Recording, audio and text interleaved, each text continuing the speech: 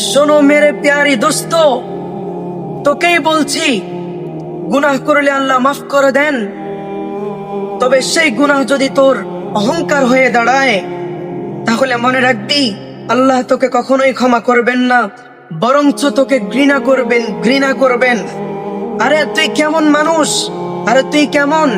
তুই হারাম কাজ করে বলতেছিস তারা করে, আমি করলে সমস্যা কি?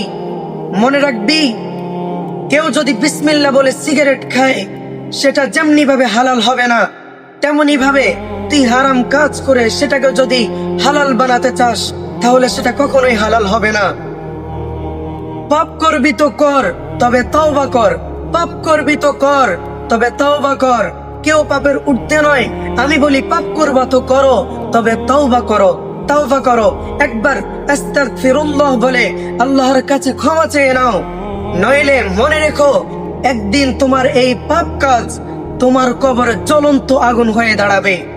মনে রেখো, আল্লাহ তাআলা মাফ করেন ভেঙ্গে যাওয়া হৃদয়কে, গর্বিত বুকে কথা গুনাহকে নয়।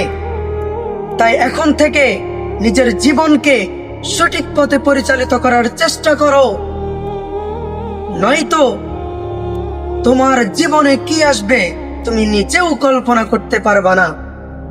তাই বলি, সময় থাকতে তওবা করো, বেশি বেশি তওবা করো, তওবা করো। আস্তাগফিরুল্লাহ বলে আল্লাহর কাছে ক্ষমা চাও।